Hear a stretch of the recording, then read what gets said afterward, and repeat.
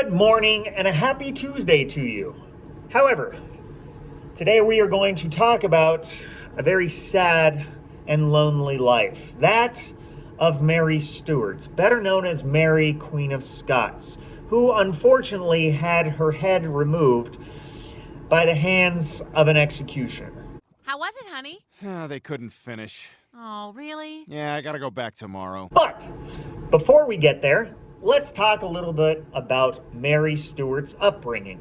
Now, it's a long and storied background, filled with a lot of gray area in between. First and foremost, she was born in the 1540s in Scotland. She was the daughter to Henry VIII and Catherine of Aragon, which was Henry VIII's first marriage. If you recall, Henry VIII was the gentleman who decided that he was going to get married and wanted a son. And when his wife, Catherine, would not produce a son, he decided that she was broken. And then he decided that he was going to try and get a divorce. And when the Pope would not grant him a divorce, he decided to break from the church and create his own so he could get his way.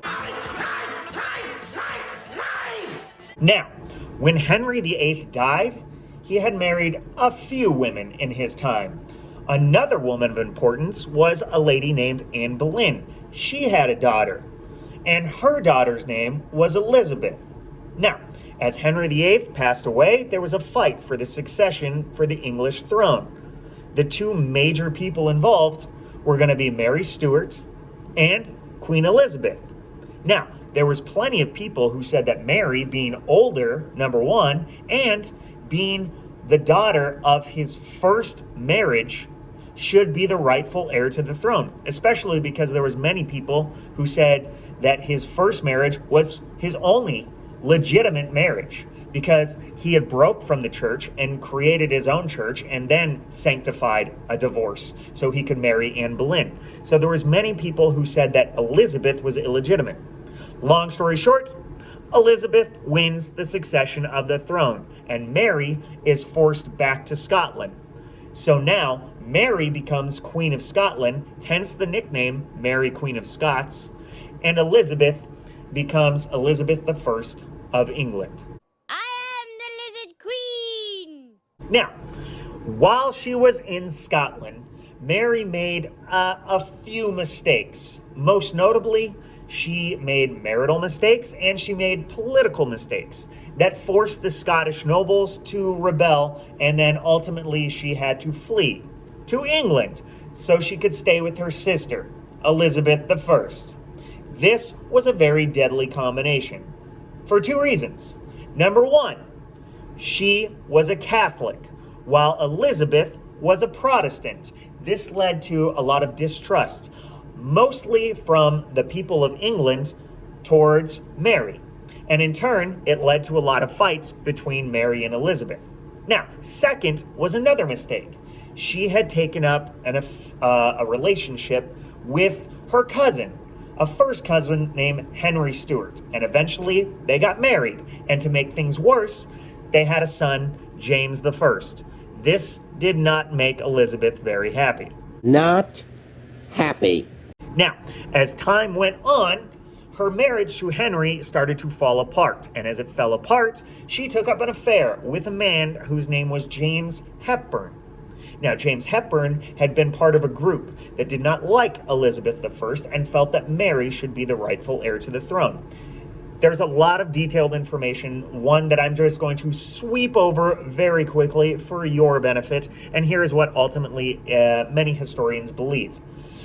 They believe that Mary was tricked into supporting a plot to assassinate her sister Elizabeth, so that Mary could then assume the throne. This was backed by James Hepburn and this whole group that he was part of.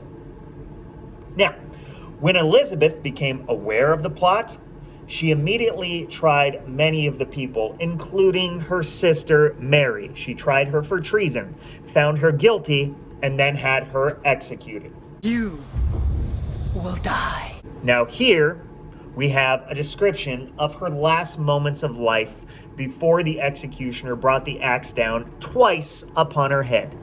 Her prayers being ended, the executioners, kneeling, desired her grace to forgive them her death. She answered, I forgive you with all my heart. She never changed her countenance and continued to smile to all.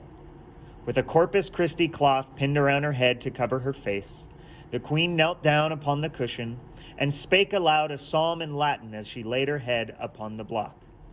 She quickly endured 2 strokes with the axe.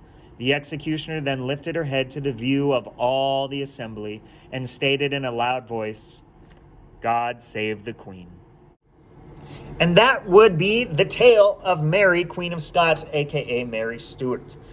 Her brief yet sad life is a lesson for many other monarchs that come after, that this era of distrust that's going to encompass all of these monarchs who have lineage beyond them, who could be plotting against them to take the throne. This puts in motion something that had been around for a while, but it kind of glorifies it even more. This thought that you might have younger siblings or older siblings or anybody in your lineage that could attack you to assume the throne, and that you had to act with swift justice. The life of a monarch isn't easy.